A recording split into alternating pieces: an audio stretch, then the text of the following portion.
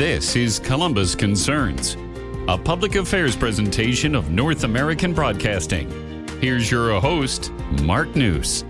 Well, before you know it, the holidays are going to be here. In fact, holiday shopping has already started. And so we've asked once again the president and CEO of the Better Business Bureau here in Central Ohio, Judy Dollison, to come by and give us some tips. In fact, she's got something called the BBB's Ultimate Holiday Guide to Savvy Shoppers. How about that? Yes, it's a great resource. It's on our bbb.org website, and it has so much information about just tips for planning, shopping, for what things to watch out with scams, and so much more. So it's a great place to start, just to do your research about what you are going to be doing here in the next 5 to 6 weeks, all the shopping that's going to happen. Well, I'll tell you, if there's anything I've never been, it's a savvy shopper. So I need all the help I can get, for sure.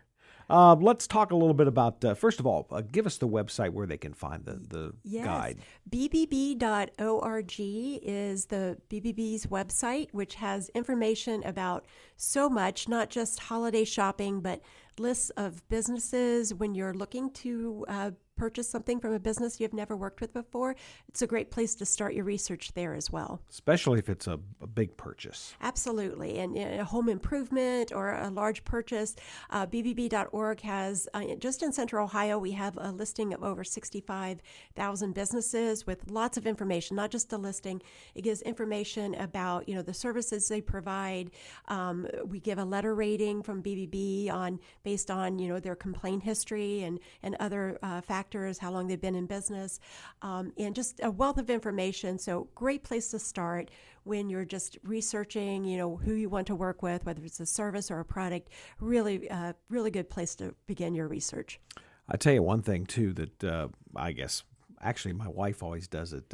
She puts together a budget for the holidays, and we try to stick to it. Yes, that's a great start to, and we talk about a lot of that with Black Friday shopping, because there's so much that happens in that one day, and planning ahead is the best way to approach that shopping experience. So that includes a budget. It includes really understanding which stores you want to go to, and some have offers that may be just in the morning or just in the afternoon. You want to know the timing around the shops that you plan to visit. Some have pre-event promotions, so find out about those. Get on the newsletters and subscribe to their email list, because there's a lot of information. Some stores even have their Black Friday sales before Black Friday. Mm-hmm. So all of that pre-planning is really so important when you plan. According to the Retail Association, they expect the majority of the shopping to occur between the end of November and early December. So we know that Black Friday, Cyber Monday timeframe is when a lot of the holiday spending is going to occur. So pre-planning is really important. I was shocked at the numbers of how much money people are going to spend over the holidays. Yes, and this year it's expected to go down a little bit, but it's still almost $1,600 per person. So still a lot of money, which is over $1.5 trillion spent between November and January. So there's still, even though it's predicted to be a little less per person, it's still a lot of holiday spending. Well, of course, scams are common these days, especially online. How do you know when you go online whether or not you're dealing with a reputable company? Yes, so there's so much there.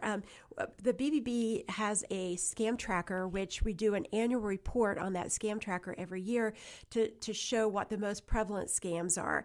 And in our scam tracker for 2024, we saw that online shopping was really the second highest scam. So we know that so much opportunity for people to be taken advantage online, and so much of our purchases anymore are occurring online. So, of course, that's a really easy place for scammers to target. We talk a lot about it with Cyber Monday, because obviously that's the holiday day to shop online, and many sales occur around that. So, we really say a few major tips when you're shopping online, and that is, one, you want to know the businesses you're buying from again. So it's good to do that early research. Be careful when you're scrolling through social media. Scammers love to put fake ads on social media. You click on the link. You may even think it's a well-known brand, and you click on that link and you end up on a phony website. They are great at creating these social media ads that link to a website that looks real. They may have all of the logos and the branding colors of a legitimate organization.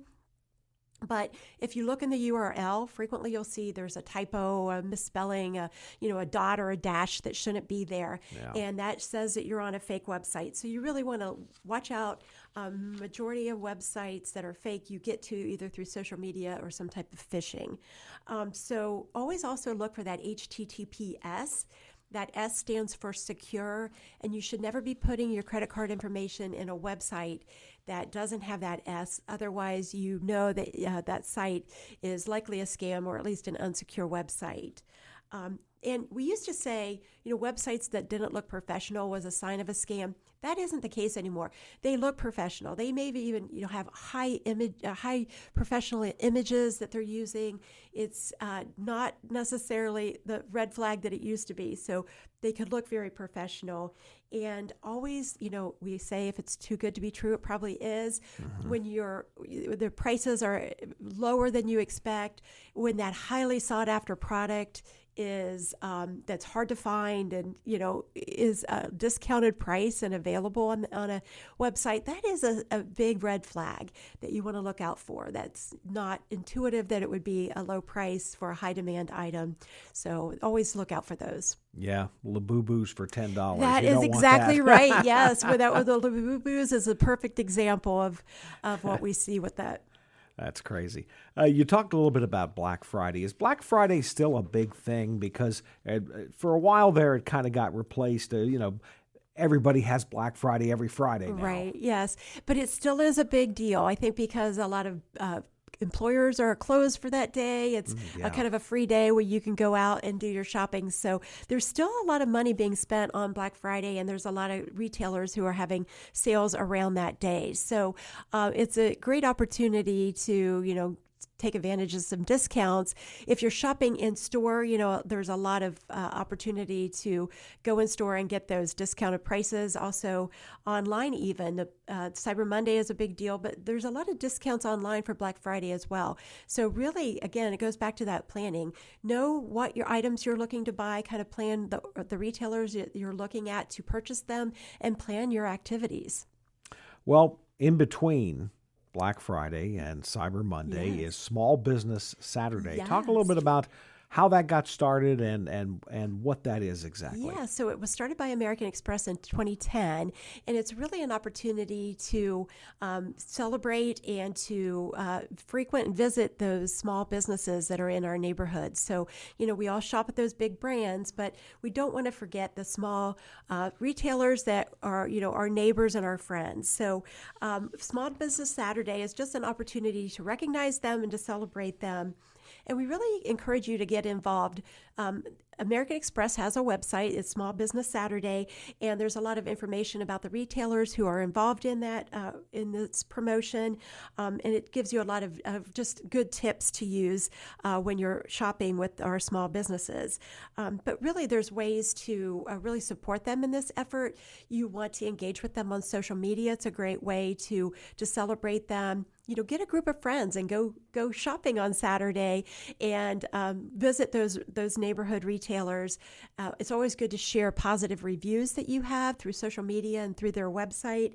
And you don't want to just shop small. You also want to eat small. We have great neighborhood restaurants that are, again, our friends and neighbors. So we really encourage you to spend that day to celebrate those small businesses in our communities. And you don't have to spend a fortune. Just go in, browse around, maybe buy a couple little things. Right, absolutely. Yeah, it's about supporting them and celebrating, again, our friends and neighbors.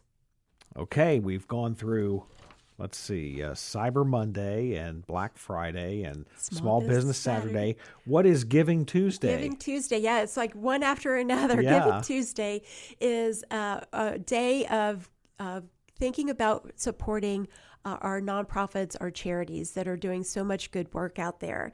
So it's that day just to think about, I want to make this donation to support them. And there's a lot of tips around how to look at those charities. Scams also unfortunately happen with our charities.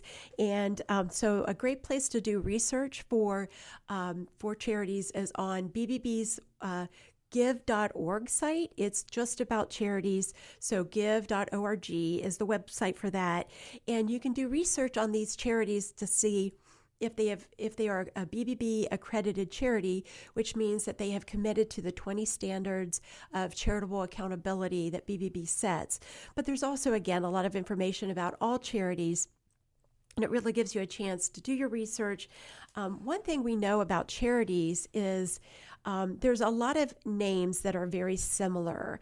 There's many organizations that have cancer in their name, for example. So you really want to make sure if you have a particular charity that you want to support, it's really good to make sure that you are donating to that charity. So make sure with all the similar names that the charity you want to support.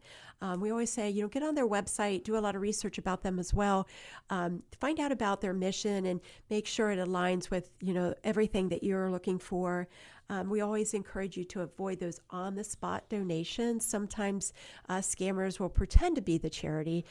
So, if it's the true charity, they'll take your money tomorrow as much as today. So if you can give directly to that charity, that's the best way to do it. Those emotional appeals that are on the spot are frequently the ones that we find are scams. And there's also, you need to have your charity registered with the Secretary of State. That's another place to do research to make sure you're giving to the charity you really want to give to.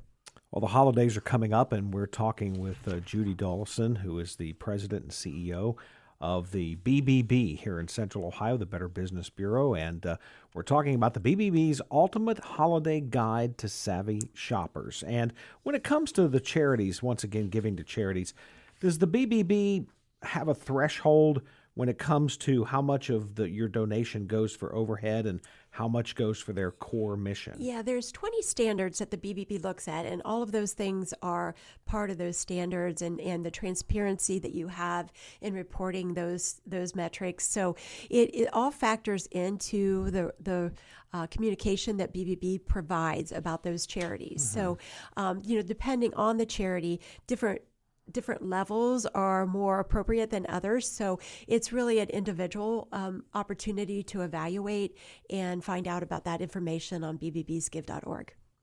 Okay, on to one of our least favorite topics, that of porch pirates. Yes. It has become a major problem. I know both of my adult children live in apartment complexes, and both of them have everything delivered to my house because they think it's more secure. That's right. Talk a little bit about some tips on how you can avoid being a victim of a porch pirate. And porch pirates can happen any time of year, but with the holidays, we know there's going to be more deliveries, and so we do see a spike in it this time of year. One thing we talk about is, you want to limit the amount of time those packages are left on your porch unattended or in an apartment complex. Mm-hmm. So it's good to either schedule them. Many retailers will allow you to actually schedule the time when you'll be home. You can have a trusted neighbor or friend or family that you have those packages delivered to. Some retailers, like Amazon, for example, has garage delivery where you can provide them with a code where they'll actually put it in your garage. Mm-hmm. There's also a lot of third-party sites that you can some retailers use where they'll ship to a brick and mortar store that they have a partnership with. Some have lockers in communities or apartment areas, and some will, you could always set up a P.O. box if you are receiving a lot of packages for a short period of time and you just need to have that security. So there's a lot of different options that you can think about in terms of where that package is delivered. We always recommend that you enable notifications on your deliveries. That way you can time it and you know what to expect, and maybe get home just in time for that package to be there. If it's really sensitive, something that you really don't want left, you could always ask for a signature required, and that way, make sure that you're home and it's not left behind. And then if a package is stolen, you want to report that. A lot of delivery companies will find a way to offer, some type of recourse if you don't receive the package that you were expecting. You want to also alert your credit card, your financial institution. They may have some recourses as well. And yeah, I know, like you said, the notifications are great because a lot of the delivery companies will now text you Yes. when your package just lands on the porch. Right. And that's a great way to track it and to know when it's there. You do have to be careful, though, because we also have delivery scams. So a very common phishing scam is getting a text saying your delivery has been delayed and that you need to call them about rescheduling the delivery time.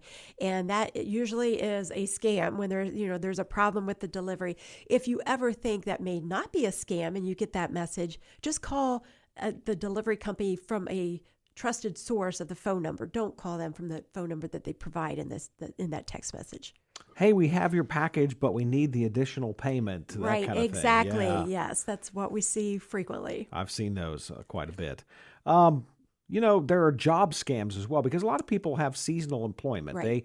A lot of these businesses need people to help them out during the holiday season. It's the busy time. Yeah. And there are some scams going around when it comes to holiday hiring.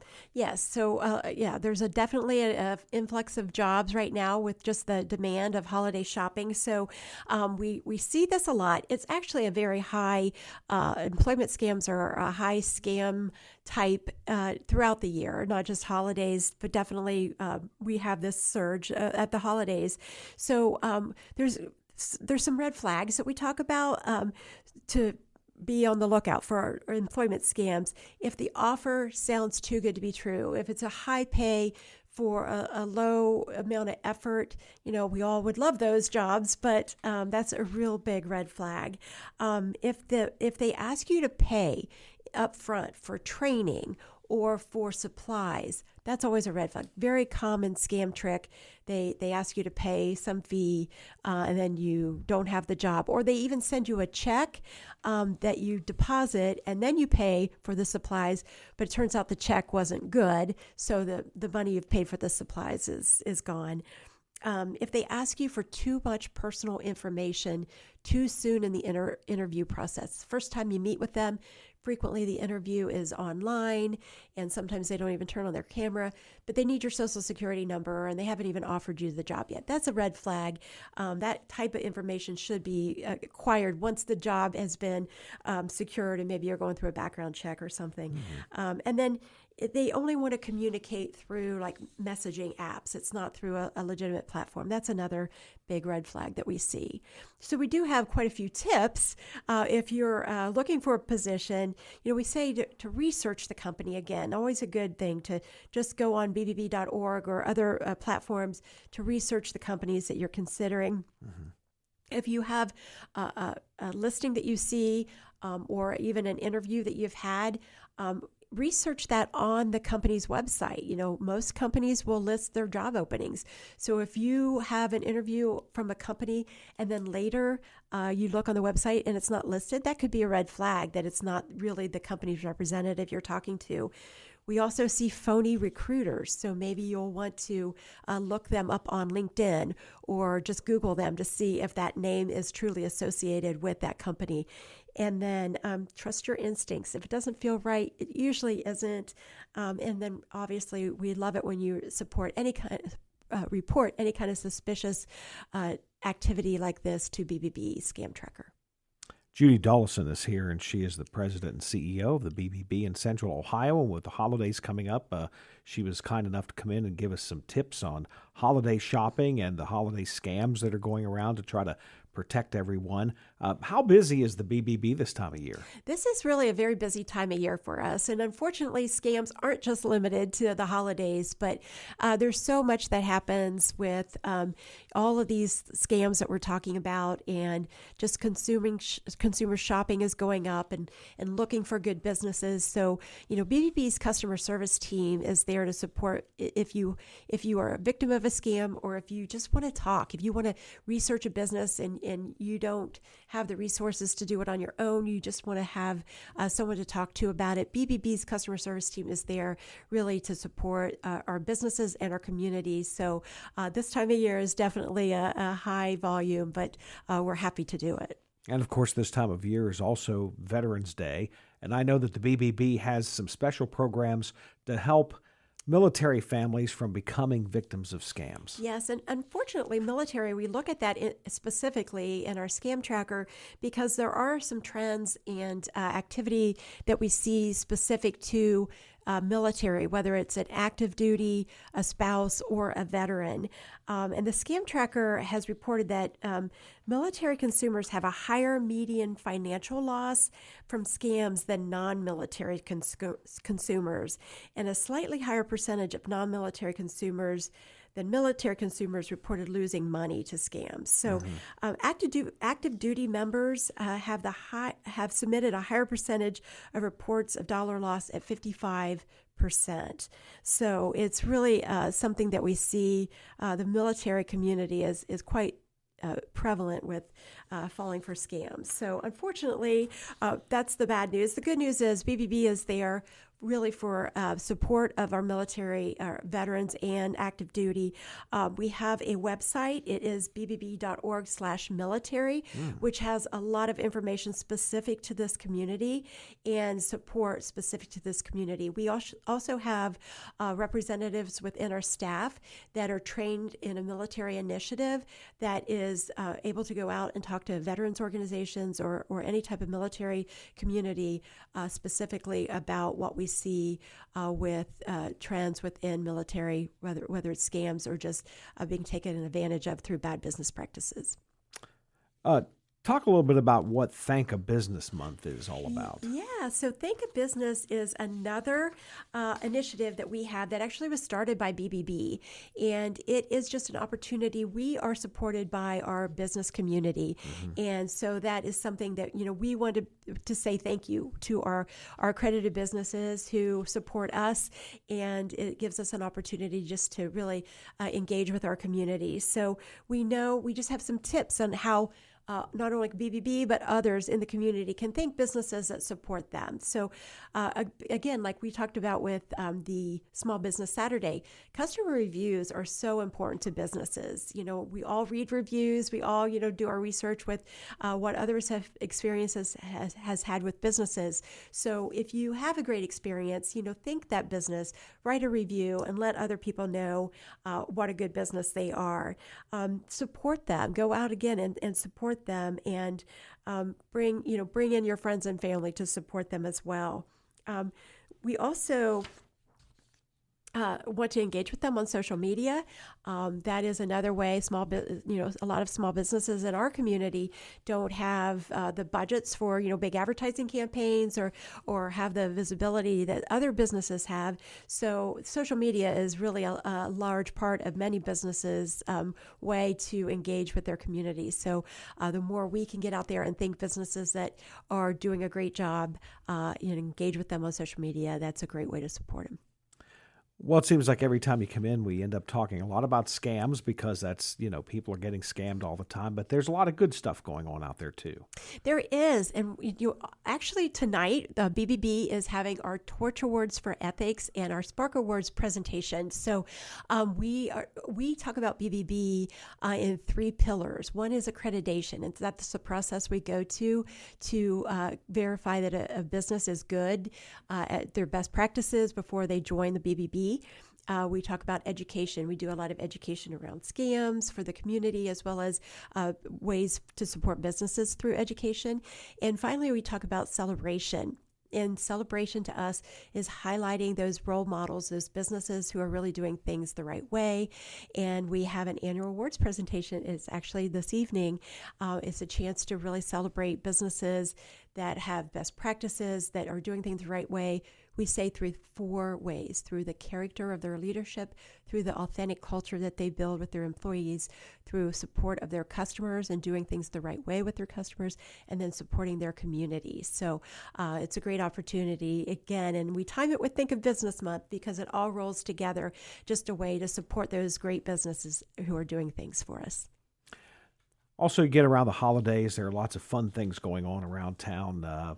Hopefully the Buckeyes will be playing for quite some time with the way the football team's been going, and also concerts and everything else. Yes. And the days of having a physical ticket to any event are pretty much over. So you really have to, you're buying stuff online, maybe from a second party. You're not buying it directly from the team or from the arts organization where you're going. How do you protect yourself and know whether or not those tickets you're getting are going to be real? Right. We see a lot of this, and it spikes when there's big concerts or sporting events in town. We always say, if possible, buy from the venue or the organization that is creating the event, but that's not always possible. Mm-hmm. So we say, you want to know the differences between the ticket brokers that you're talking to.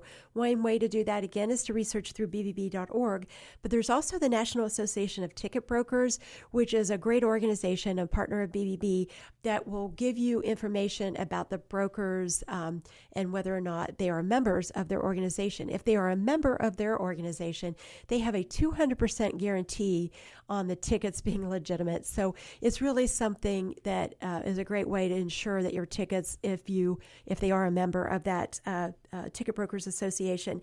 And you can look them up on verifiedticketsource.com, great website to visit to see if the ticket broker is a part of their organization. But we always say, research your tickets. Sometimes some of the things we see with fake tickets out there, because they're digital and they can be manipulated, is that either the date isn't right that matches the venue, or there's a missing seat number or row number. Those are all signs that there's been manipulation to the ticket, right? And that it's not a legitimate ticket. We always say also, those too good to be true offers. If it's a big, High State Michigan ticket and it's being sold for below face value, that's a pretty good red flag that it's not a legitimate ticket. We also always recommend that you use a credit card when you're making online purchases in general, tickets included, because financial institutions behind the credit cards have a lot more recourse when there are things that go wrong. And they can sometimes stop the payment if it's going to a scammer, or have a recourse for getting your money back. The peer-to-peer platforms and debit cards, wire transfers, those are what scammers like, because they are the same as cash. They're immediate and it's hard to get that money back. And so, yes, we always recommend be careful with any kind of third-party apps that you're going to.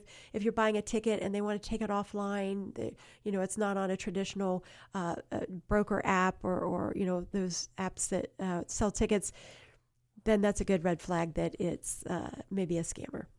And once again, the BBB website where all this information can become available. Yes, it all lives on bbb.org. There is so much information on this website, but there's a drop-down menu that you can navigate to the area that you're looking for. But it's a great place to start research. The BBB Scam Tracker is also on the bbb.org website, and that's where you can go to report a scam if you have been targeted with one, whether or not you've fallen victim. It's a great place to report your situation so you can help your fellow neighbor if they're experiencing something similar. We know about 40% of those who visit the Scam Tracker are visiting to do research, though, to see if their situation that they may be encountering matches something someone already has reported as a scam. So report them if you've been a victim or even targeted, and then a great place to research if you think you might be. Our guest on the program today has been the president and CEO of the Better Business Bureau here in Central Ohio, Judy Dollison. Judy, thanks so much for stopping by again. We look forward to you coming by over the next few months. Yes, thank you. Happy to be here. Thanks for listening to Columbus Concerns. a public affairs presentation of North American Broadcasting.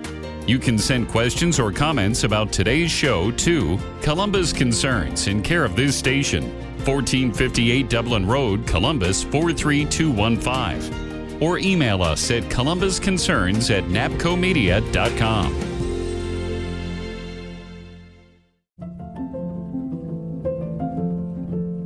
I'm Tiffany Haddish. And I'm Marlon Wayans. African Americans are 3 times more likely to be diagnosed with pancreatic cancer than any other racial or ethnic group. When you or someone you love is facing a pancreatic cancer diagnosis, access to cutting-edge treatment can help make long-term survival possible and improve future patient outcomes. That's why Stand Up to Cancer and the Lustgarten Foundation have teamed up to bring over 30 pancreatic cancer clinical trials to those who need them. Learning all you can about pancreatic cancer, including treatment options and what clinical trials are available, can give you or a loved one even more than hope. It can help make long-term survival possible. For more information about the latest pancreatic cancer research and clinical trials near you, visit pancreaticcancercollective.org.